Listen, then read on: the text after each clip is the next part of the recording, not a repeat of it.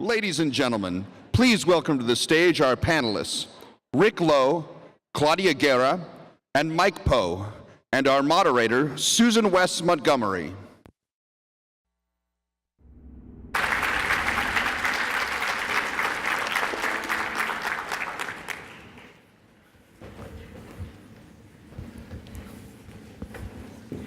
Good afternoon. It's so great to see so many of you here. I guess 2:30 is a really good time to have a TrustLive.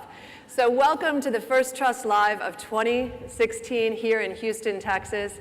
We've got a great program for you today. We're doing it a little different. For those of you that know the TrustLive format, we decided, once we started talking, we decided we didn't want to start with a keynote. We really wanted to just dive into our conversation. I'd like to think of these TrustLives as an opportunity for you to listen in on a conversation. We've brought together three amazing individuals doing incredible work in cities, and we want to hear what they have to say in their perspective. So we really are just listening in to a conversation that they're having, and I'm only here to just maybe throw out a few questions. So enjoy. And I want to start, the topic of this TrustLive is livability.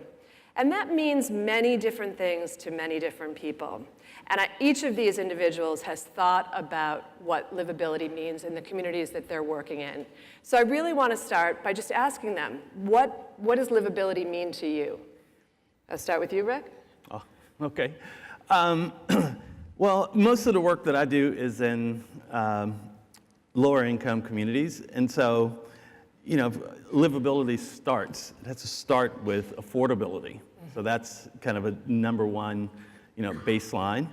And I also think that, safety is a big contributor to livability. And when I say safety, though, I think of safety in terms of safety in relation to crime between people, but also crime between that can be brought on by industry, and hence environmental racism becomes a big platform to address that kind of safety in lower income communities, and that makes it livable.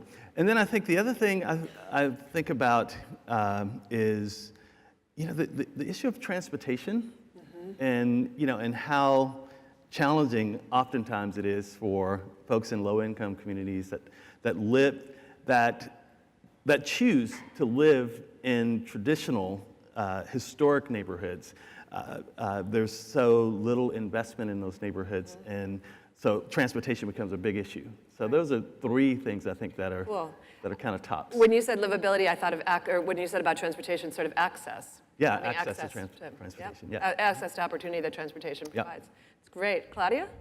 Well, livability, because I work for city government, often is about infrastructure, right? It is about access, it is about transportation, but it's also about health, it's also about walkability, it's about quality of life.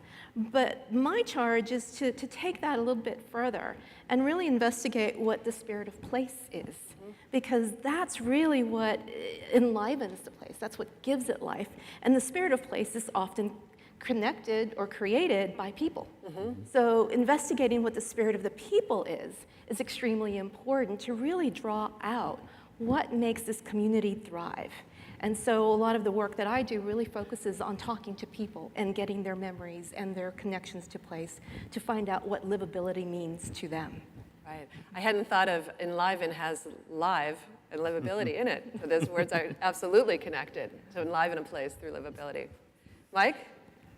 Yeah, so I like those definitions, of course. And I think I hear some similar things to what I was kind of thinking. I think when I hear livability, actually kind of drives me crazy a little bit. It seems like a little bit of a silly word, like there's no opposite of livability. And I think you always have to ask livability for whom, right? I mean, I'm a person of privilege, of some degree of privilege, and not everyone has that position. But ultimately, I think, I kind of go back to Maslow and the hierarchy of needs.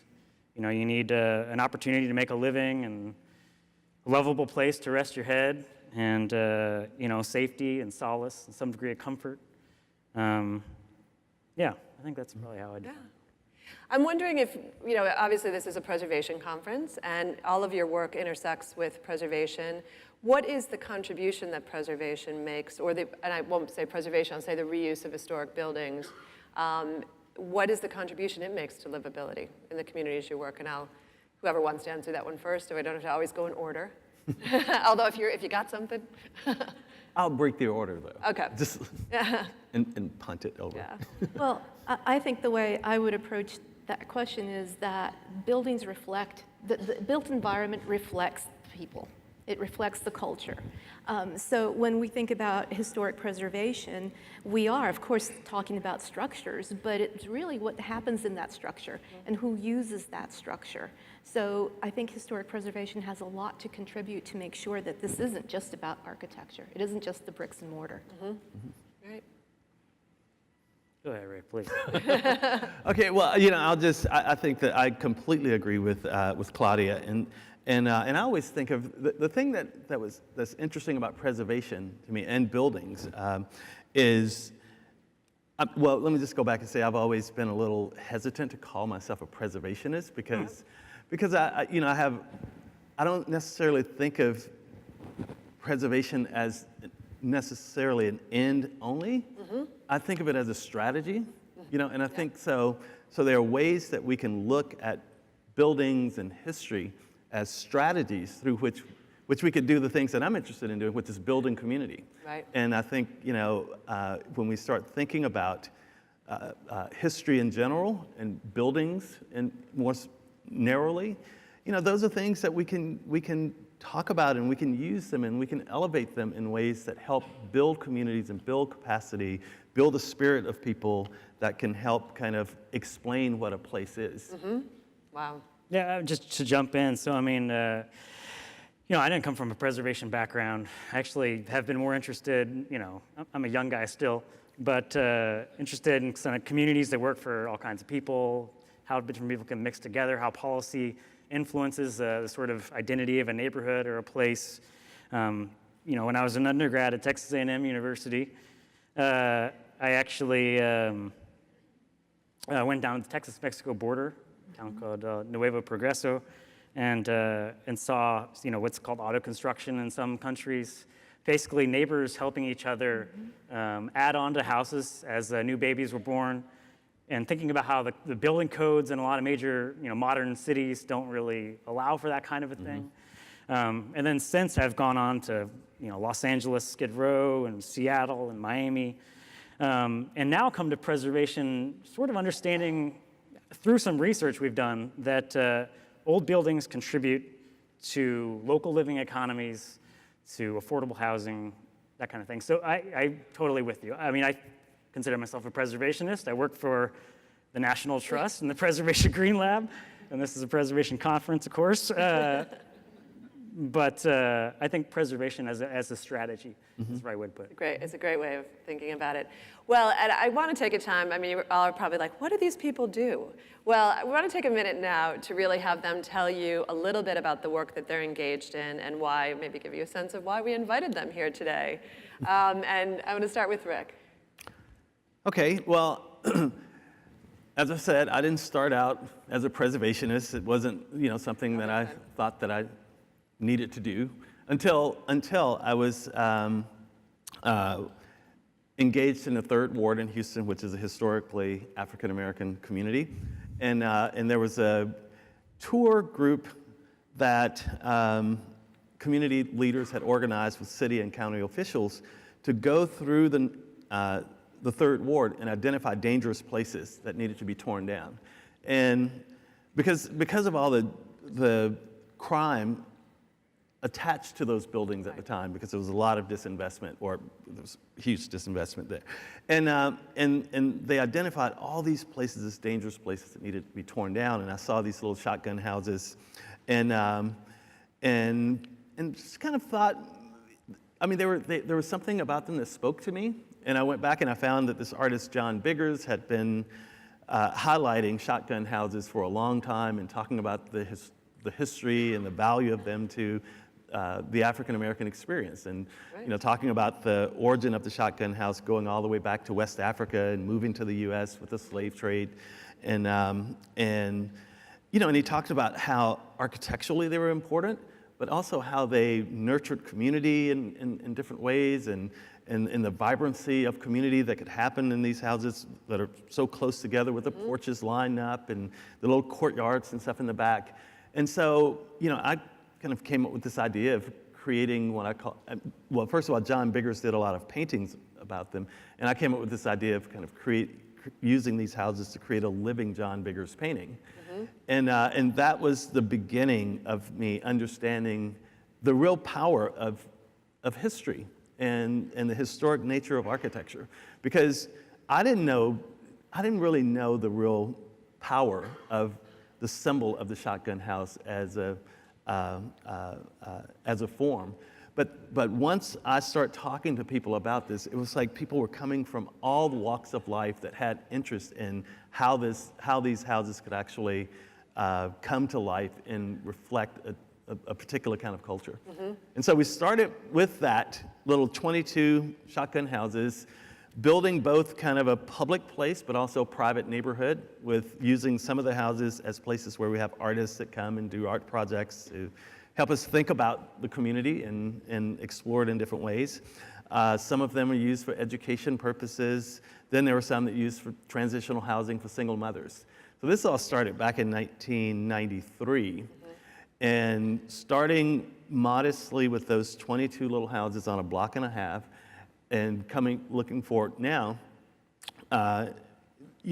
they've had such a huge impact on how people in the Third Ward think about their neighborhood.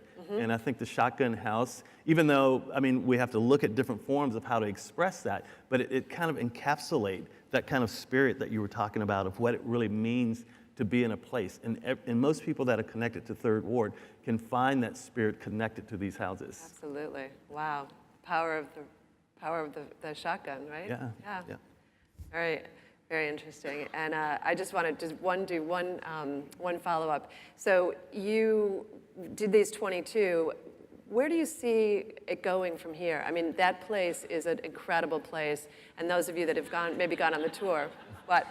The image. Oh. It's an incredible place. But what's its influence now? And you said people identify with those, but do you see an influence now? Yeah. In that? Well, I want to comment on the image that everybody's seeing. It's, when I say that we have artists that do art projects there, they help us think about the neighborhood. They help us think about what's happening, the culture, and current events and all kinds of things. And that particular image was from an art project that an artist did where they painted this quote from Obama in 2006. On the front, what Washington needs is adult supervision, right? Yep. But then inside the house, on the back wall, was this large projection of the inauguration, the euphoria that everybody had of the inauguration. So that happened in 2008, right? Yeah.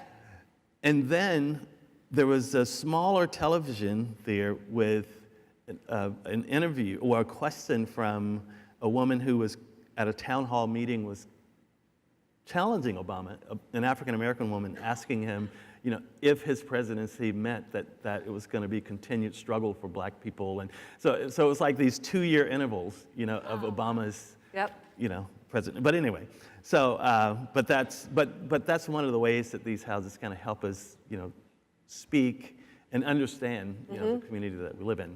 But your question was? No, that's good.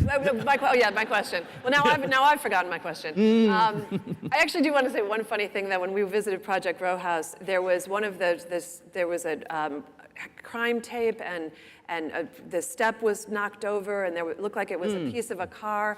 And we're walking going, is that an art installation? No, a car had actually gone off the road. And But we were like thinking, oh, they're so clever. Life happens. Life happens. I guess the question that I was thinking of was, so we know that place now, but what do you think the influence of what you tried to do there has been both in Houston and the larger ward, larger city, but also nationally?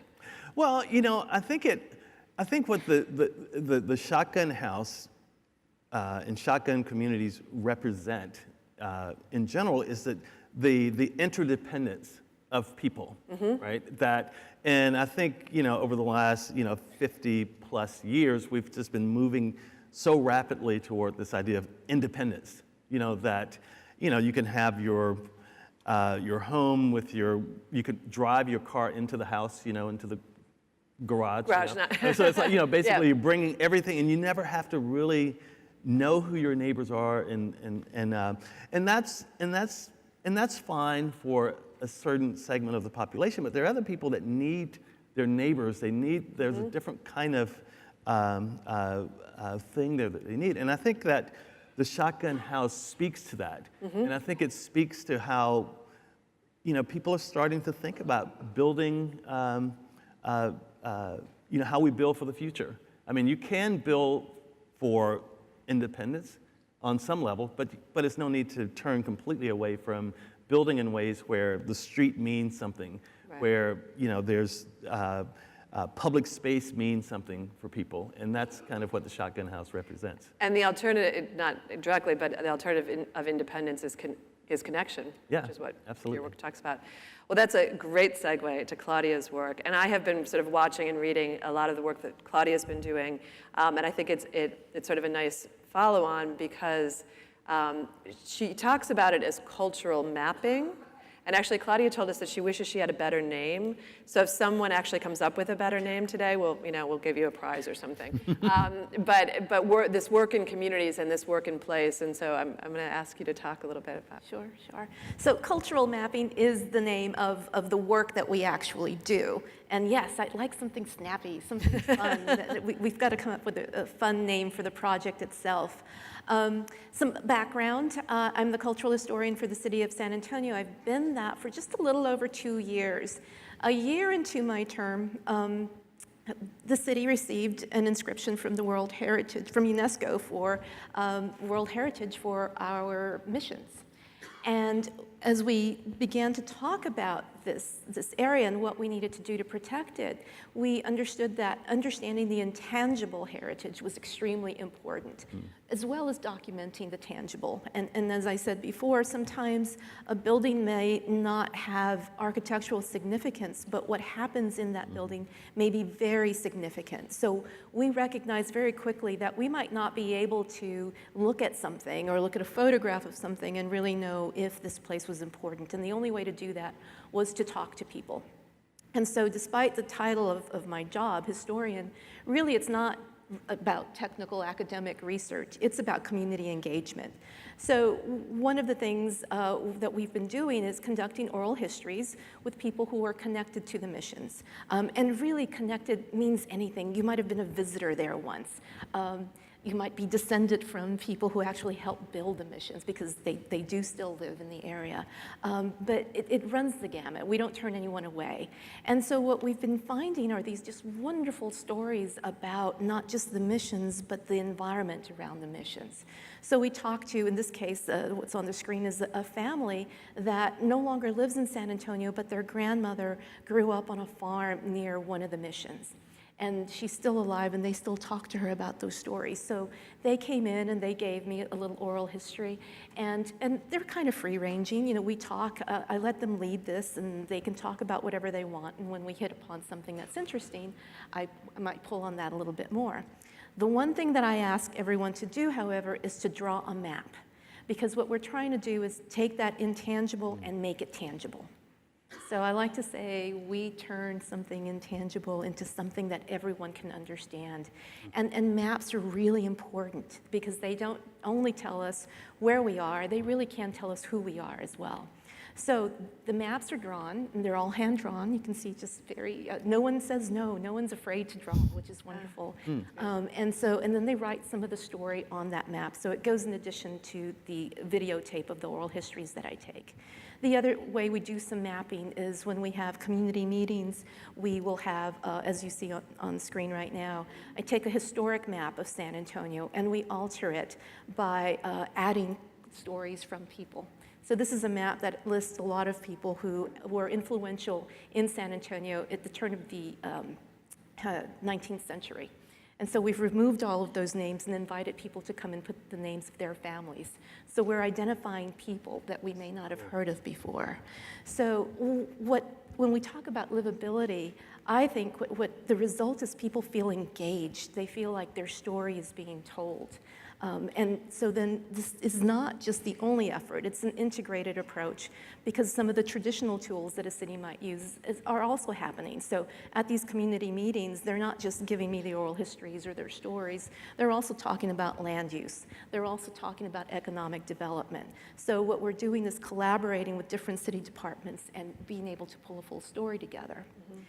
What people do is also give us historic photographs. So we begin to create an archive, not just of the stories, but of photographs. And the way we're using them is similar to some of the work you do, is we're using that to interpret by streaming them on fences, making these large-size banners. They go on fences, places that may need some beautification. You know, there's a chain link fence, and it's not that great looking, but we want the area to look a little nicer. We put these historic photographs on there so that people can kind of see their history right there. And a lot of it may be history that people haven't really been exposed to before. So it's all a celebration. It's a way to explore. It's a way to discover and then ultimately to celebrate, which are the terms we use to counter some of the terms we use in historic preservation, which would be identify, document, and designate. So our way is to really celebrate. I love the addition of the maps and the drawings to the listening that you're doing or the hearing that you're doing. It's hearing and seeing and interacting in a really active, kind of engaged way. And I love that no one's resisted that, that they want to sort of map it out. And I think about those of you that were at the World Cafe this morning, we asked you to kind of get in and draw what you were thinking, you know, make a star, make a line, you know, and that engagement with the conversation really must bring it alive for them and give them other tools for expressing and sharing the story they want to do. I think it's just so brilliant.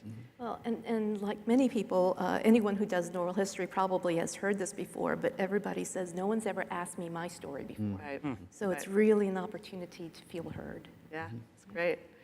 Well, in a more literal sense of mapping, I'm going to ask Mike to talk about the work of the Green Lab. Yeah, so thank you. Yeah, so I'm part of a team. Some of you may have heard of the Preservation Green Lab. So we study the relationship between sustainability and old buildings, and sort of like the broadest definition. So not just historically designated, not just architecturally significant. So like all the things we're talking about fit so beautifully into all this. And sustainability, you know, sustainability can be, you know, green buildings, LEED certified, LEED platinum. But our research has shown that actually the greenest thing you can do is reuse a building that's already there, right? Because it's the resource is already in that. It's already got the memory. It's got a lot of intelligence built into an older building, oftentimes. So you know, sustainability in old buildings, yes, but I think, you know, as broad as that can be. So we put out this study called The Greenest Building a few years ago. Since then, we've done some work around energy efficiency. Colleagues at the Green Lab who have led a major multi-million-dollar project focused on driving energy efficiency to small commercial buildings. And you know, that feels technical and wonky, but you know, it boils down to small businesses that pay too much in utility bills and trying to find a way to help all those small businesses, that granular fabric, that local economy, work better. And then Older, Smaller, Better was a major study we put out a few years ago now. Older, Smaller, Better showed that Jane Jacobs was right, if you guys know Jane Jacobs. Jane Jacobs said a lot of great things about cities, wasn't necessarily considered a preservationist at the time. But we showed that, you know, that there's greater intensity of cell phone activity at 10 o'clock on a Friday night where there are a mix of old and new buildings. You know, Jane Jacobs said you need a mix of old and new buildings. Didn't think cell phones were going to come into it in 1969. But we looked at jobs in small businesses. We looked at permits pulled for seating outside cafes and coffee shops. We looked at a ton of different measures. And so from that, we sort of felt like, well, we got the greenest building. We can show the environmental value. We got Older, Smaller, Better. We can show the social, economic, cultural value. So how can we make that more likely? So we actually worked with a group of real estate developers and community development officials at the Urban Land Institute. And we went city by city, working in Los Angeles and Philadelphia and Baltimore and Chicago, and then most recently in Detroit. And really have conversations about, it's a different kind of engagement. We have these sort of facilitated conversations about the barriers to building reuse, what's making it difficult to reuse an old building. And it's sometimes in really mundane ways, the plumbing code is both wonky and mundane, things of that nature. Parking regulations can kind of strangle an old building, especially the way that codes are written in a lot of cities. So Partnership for Building Reuse with the Urban Land Institute was really about kind of shaking out those barriers, daylighting them, and then having a good conversation about how you overcome those things. So that's sort of where we've come over the last several years, and it's going to be a new day soon, though. I want to circle back to livability now that you've heard each other sort of tell your stories. I mean, is there something that strikes you now that you would add to the conversation about livability in your thinking about your work? Maybe I'll start. Okay. If that's okay. Yeah. So I want to put in a plug for a brand new project that we are just. I'm so excited to launch. We've been working like crazy to get this thing done, and we've had a great team. A lot of folks in the room have worked unbelievably hard on this, but it's called the Atlas of Reurbanism. Wait, what was that? Yeah. It's a mouthful. So yeah, the Atlas of Reurbanism. And I can clarify here. So first of all, let me take the reurbanism part.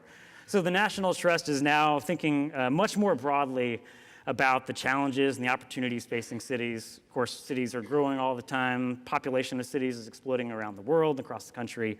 A lot of cities are seeing net population gains and job gains for the first time, especially in the core of these cities for the first time in decades. And so reurbanism is really about, so how can we make sure that we're reinforcing the fabric of those cities? We're reinvesting in the structures in those communities who have been there, and we're reusing the structures. Ultimately, I think it's about making building reuse the default option rather than demolition and new construction. And that's just logical, I think. The greenest building and the other research from the Green Lab, I think, makes the case. Now we're ready to say, let's do this thing. So the Atlas of Reurbanism is all about sort of taking some of the work we've done in the past and blowing it up to a much grander scale and opening it as an engagement tool, as a resource for people who are interested in sort of exploring and transforming cities, sort of reinvesting and reinforcing cities.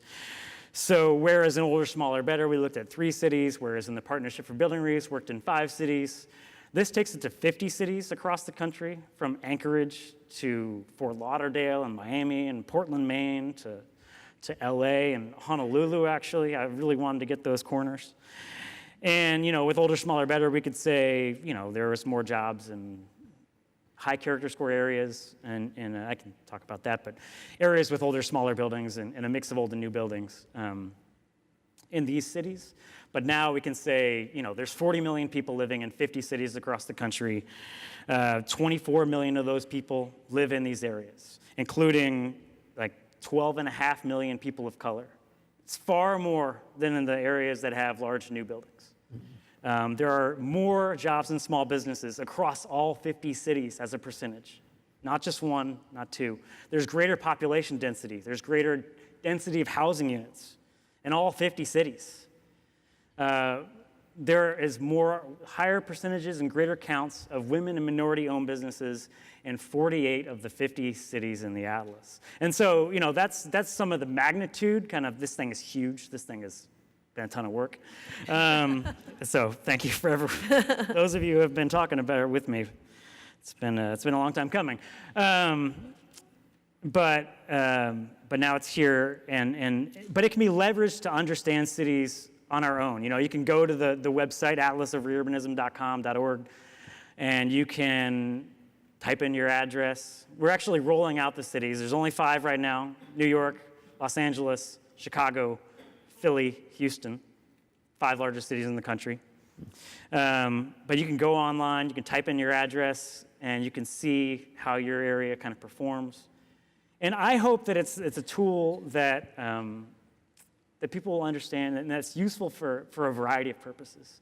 You know, whether it's in Chicago and it's about reinforcing, you know, the South Side and making sure that there are healthy living conditions for people, you know, living amidst really challenged environments, or whether it's about, you know, the Third Ward in Houston and Project Row Houses and kind of establishing a baseline for how well things are going there. So if there is new development or if there is development pressure, you can say, at a minimum, we want to keep it this level of women and minority-owned businesses, this kind of population density, this kind of affordability. All these things are baked into this. So it is huge. I have been talking about it for a long time, and today is a great day to be able to say that it's in the books and it's online. That's exciting. Thank you for the opportunity to Yeah, talk about it. so Well, I'd just say, I mean, the thing that strikes me, just from what you were saying, Mike, just about this notion of the relationship between old buildings and new buildings, and the dynamic that is generated there. And I think that, you know, in terms of livability, I think, you know, I mean, and it was interesting to hear all the kind of the data behind, you know, your research there, but just, you know, just intuitively, you know, I think that there's a sense that people feel that, but we don't have structures through which, you know, policy that can help nurture that kind of environment, that we all have a sense and we feel that it feels more livable, but policy hadn't caught up with that. Well, yeah, it's funny because Jane Jacobs, you know, was so critical of planners and of data and of mapping, especially this sort of God's eye view perspective. And so I always hope that I communicate some degree of humility about the data, about modeling. You know, I think modeling in general as a term, it makes more sense for Plato than it does for talking about how data says what the future of the city should be. You know, a lot of times things don't work out like we expect. It's been a weird couple of weeks. So data only gets you so far. But the important thing is, you know, so for audiences who care about data, for people who learn in terms of maps and numbers, you know, I think that sometimes this data, these maps can help. And for others, you know, I would love to explore the possibility of bringing some cultural mapping or cognitive mapping, Kevin Lynch, I think, used to say, bringing that into the Atlas of Reurbanism and shaking this thing up and making it look like something that's human and not necessarily machine, you know, because it's got to be both. Yeah, I agree, and I think, you know, to bridge some of this is that's where I'm hoping this will go. Sometimes the policy, it can't catch up because it's created by someone who's not necessarily embedded in that neighborhood. And I think that if individuals who live in the community are creating these maps, we can take those maps and make them more technical. So it's a language. It's actually a language that it's bridging and translating from one community to those who actually create the policies. And that's what I'm hoping is going to result. And right now they look very low tech, but there is a hope that we're going to take this to some level of GIS mapping or something that's more technical that can speak to urban planners. And one way that I do, I'm very excited about the possibilities. And one small success that I can point to, we've been doing this for 7 months now, so it's still very much in its experimental stage. But something that has resulted, one little win that may turn into a form of policy, is through the mapping, through the storytelling, I identified a family that is descended from the indigenous people who built the missions. It was their labor that built them, and there are families that are still there that are descended from them. And one of the stories that they told me was about how they always created the food and agua frescas. Agua frescas are these, all the Texans are saying, yeah, I know that's what that is. They're drinks that are made from fruit. And they're very sweet and they're very refreshing. And they were the family that made it for one of the particular mission parishes, which, by the way, are still in use. And so they talked about the foods that they created for the festivals. And they said they don't really get to do that anymore because they've sort of been contracted out to companies that do this. And so I was telling that story to someone in our cultural always forget it, is our tourism bureau, basically. And what has now resulted is they're going to contract with that family to create a tour package in which someone can come tour the World Heritage missions and then spend half a day with this family and have a culinary package integrated into that. And the family will be contracted. They will be paid for doing this. So they are now participating not only in their culture, but also in the economy of their area and hopefully becoming prosperous from that. Wow, very cool. I loved the concept of translating. So those the low scale maps or whatever, and making them more like what Mike does, but reversing that too, and bringing life into the technical maps, and that kind of dialogue that we can have between the resources in order to impact policy. It's a fascinating idea that we could bridge those two things in such a dramatic way. My colleague at the Green Lab, Carson, would tell me, he would probably say that the paper maps, the maps drawn by people, are much more valid and real and meaningful. Maps that are drawn with GIS, maps lie. Lifeless. Maps always lie. Maps lie. You have to present them. You have to be, like anything else. You got to be forthcoming about, where the data comes from, what it means. It's got its own truth to it. And if you're explicit about it, then it can be an honest map, I suppose, but only by way of saying its limits. Yeah. Rick, what do you think that the challenges are for, we look at Project Row House as this sort of amazing success, and it's there and we visit it. What do you think the pressures on that community are right now? And then I wanted to say that because then I want to talk about how some of what we've talked about can address that. Yeah. Well, I think one of the challenges is has been kind of the success. Oh, yeah. It's become, a challenge in that, and it's not all attributed to Project Row Houses, but I think we played a role in that. In in 1993 there was no investment in that neighborhood, and we created a framework for people to start thinking about investment. But we didn't have a framework through which to guide that investment. Right. And so consequently, what has happened is, the third ward and Project Row Houses being a part of this is kind of championed and shouted about the value of this place, its proximity to downtown and all of these things, and people have taken interest, and now there's significant investment. And so real estate values, I've watched them go from, as low as $1 per square foot in 1994, and moving to 2004 in the $5 to $6 a square foot, 2010, $10 to $12 a square foot, and then when our park, the historic Emancipation Park, started the renovation of that park, and the word got out that there was going to be a $38 million investment in that park. All of a sudden, between 2010 and 2013, values went up from $10 to $12 a square foot to well over 20. Wow. And between 2013 and now, it's up to $61 a square foot.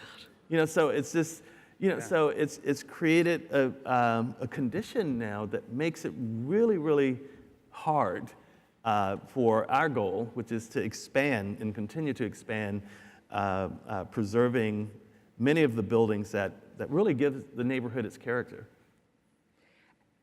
That is a challenge. Yeah. It's a big challenge, and I think, and as I travel and I visit other people in other places, and I just look at the asset of the history that they have, and I just always, but I always look at it now with a little bit more caution, about what does it really mean for that place to start to get, more investment. I was just in, Petersburg, Virginia. Oh. And I was. We have a colleague who's from Petersburg. Yeah. No, I didn't know that much about it, but I went there and I was just like floored with the history and the beauty of these buildings, and but they're struggling because apparently, it was the largest city, and as people start moving from kind of urban places, these little towns around became the thriving places that are all strip malls and 1950s style ranch houses, basically. And then you have this little gem of a place. And so the thing is like, this is such an asset. So you get people to start investing in, and then what happens though? Right. How do you frame that? How do you protect that asset, going forward? And I don't think we've really figured that out. Right. I think that's probably right. The greatest challenge maybe of our generation. What do you think? You had said, Mike, that benchmarking, you could benchmark what is valuable, and I think the work a lot that you do, Claudia, in San Antonio is benchmarking. This is what is the value, this is the quality, this is the authenticity, this is the power of this place, and the value of this place outside of the economic, square footage value, but in a way to keep, if we benchmark it, then we know what it is.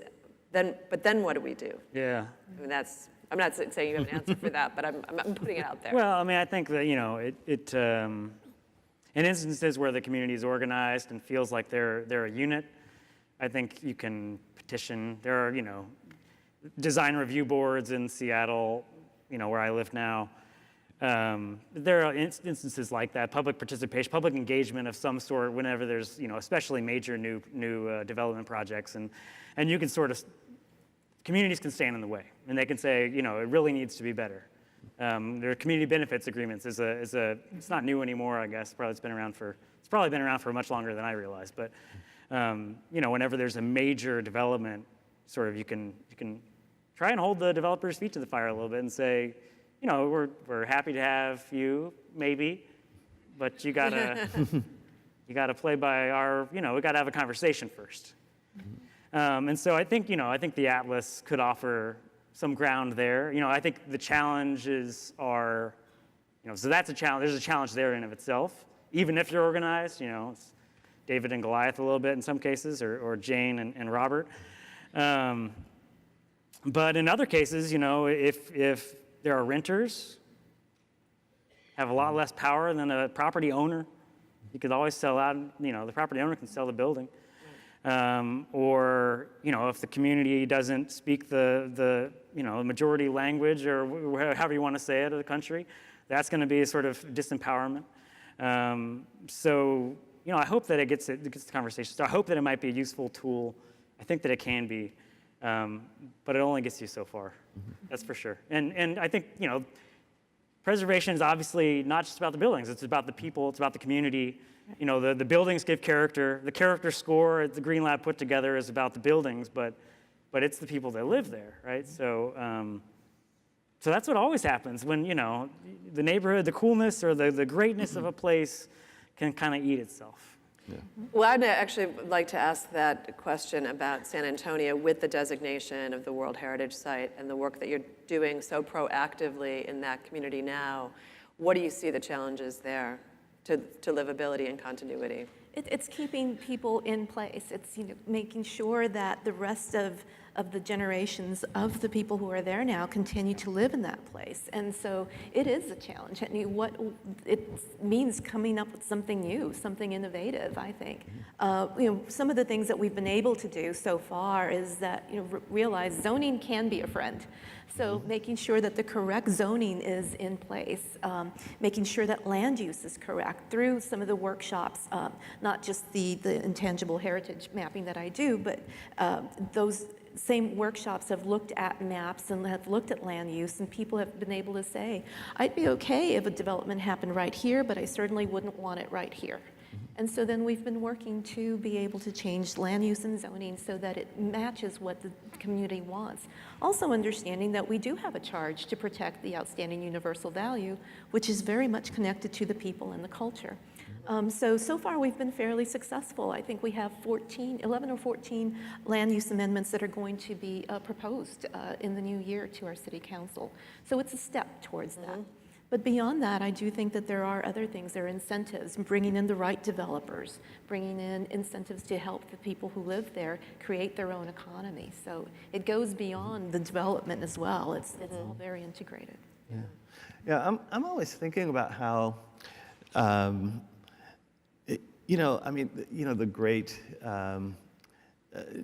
nature preserves that we have, what was the language used to instill that kind of, I know people still want to get rid of them all the time. It's not a Done set deal. thing, Not a done deal.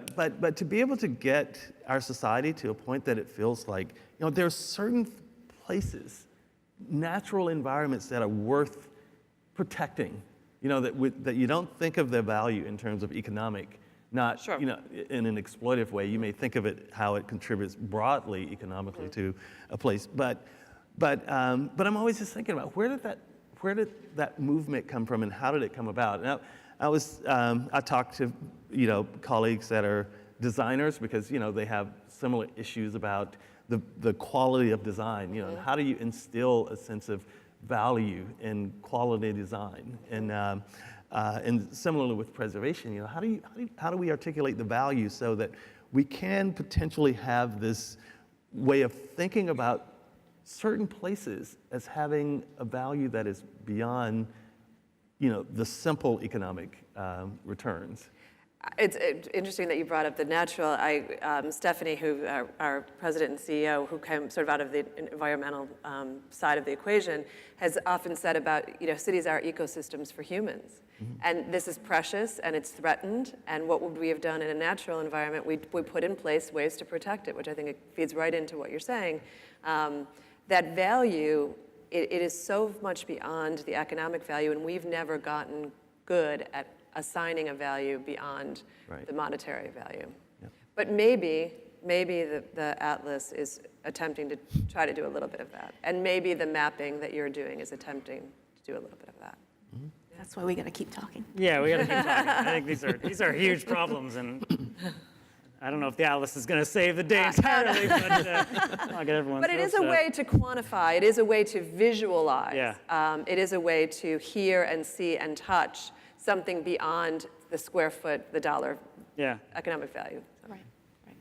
Well, some other stuff the Atlas can do, I think, it can do all these things. So one thing that's really exciting about it is that I think it's, cities are dynamic and evolving places, obviously.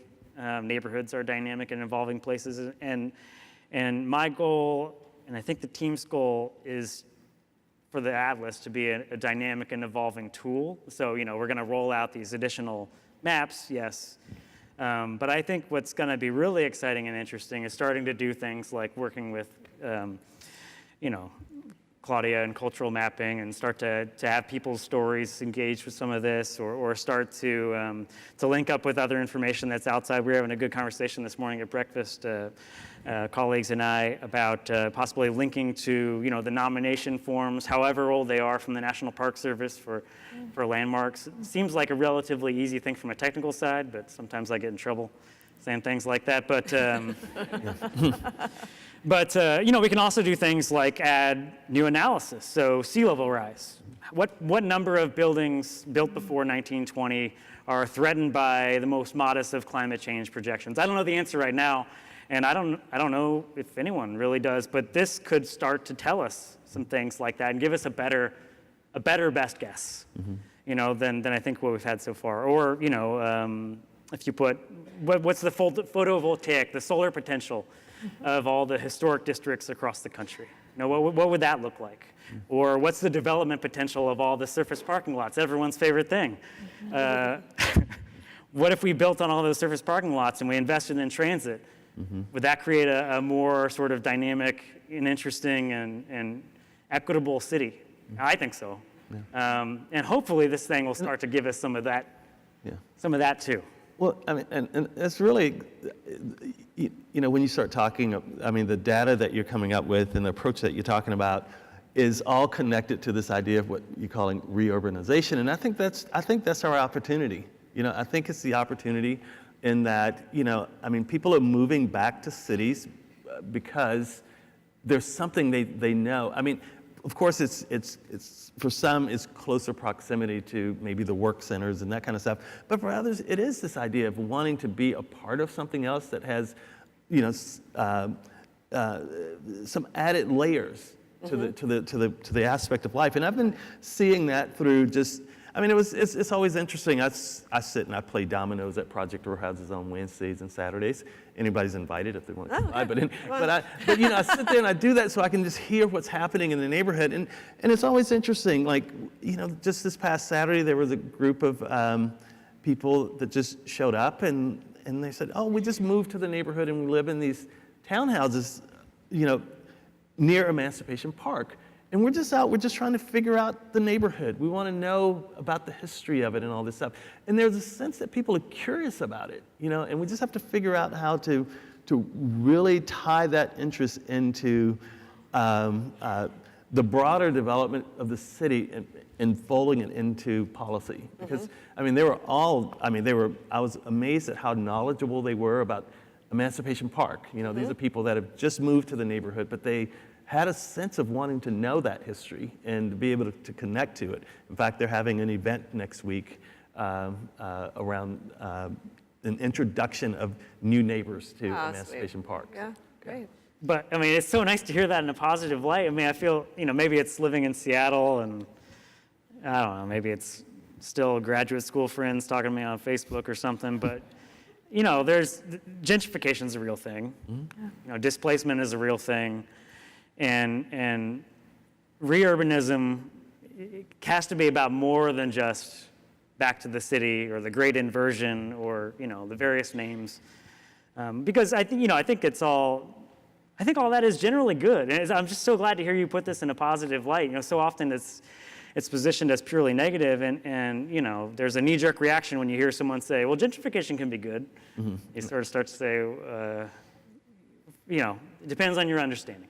Yeah. So, you know, I think we just have to be careful about that kind of thing. And I'm not trying to make it rosy either. Yeah, but I'm just saying that, you know, you have to really take advantage of those openings, those gaps, and those opportunities. You know. Yeah, absolutely. Yeah, we have to look conversation. For it.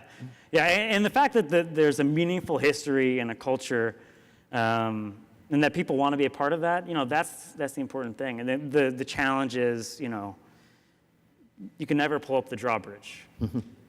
You know, you can never say it's done.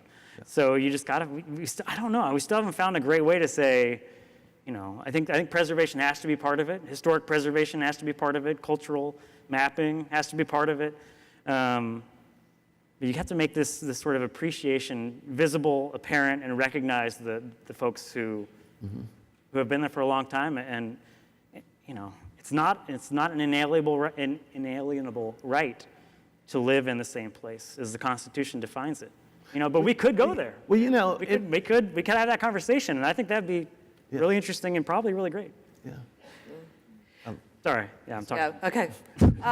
Well, I actually was just struck. That was powerful too. But I was struck by this when you were talking about, you know, coming in and the layers and people seeing people playing dominoes and, you know, the history, the interesting architecture, all the things that we've been circling around about what makes a place livable. And why people are attracted to these places and want to live in these places, whether they're people that are already living there and want to continue living there or people coming back. And it almost, the contrast, of course, is where they're coming from, which is not livable. And the more we see, you know, the strip, you know, and we've seen this for a generation, of course, but the contrast between what is livable, which is the places we've been talking about and the places that your work is centered in, and you know, some of it needs more work to be even more livable, but in contrast to those places that are not livable.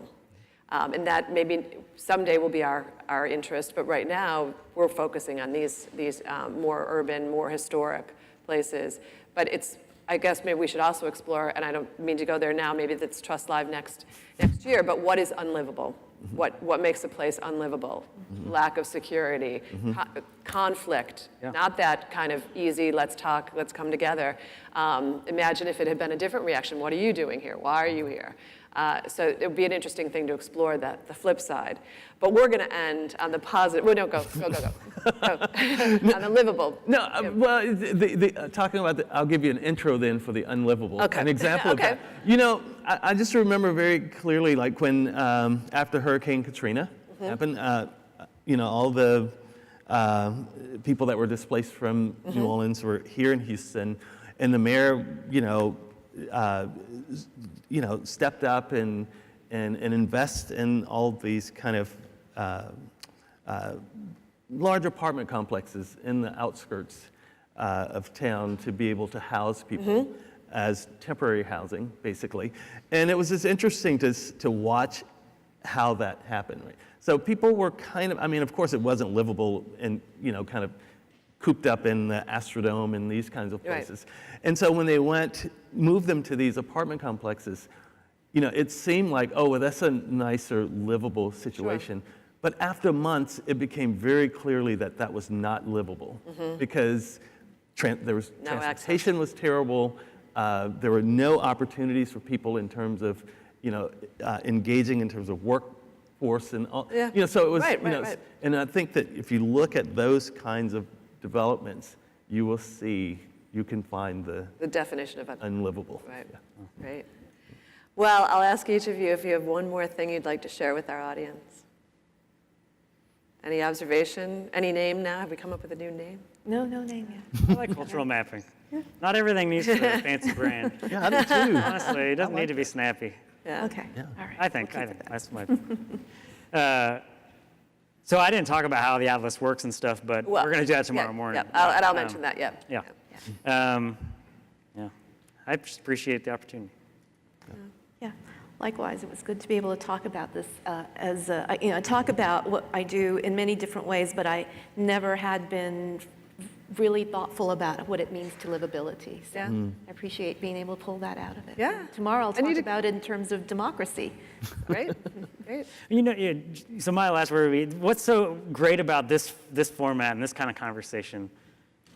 I love conversations where there's friction and disagreement, and when they open a can of worms and there's not necessarily resolution, you know. So I just appreciate that we've talked about these subjects in a really friendly and collegial way. Obviously, I mean, yeah, we know each other. Well, obviously, we haven't solved it. You know? But we haven't solved it. We and that's solved okay. it, but That means we're working on it. We're working on it. Absolutely. Yeah. Yeah.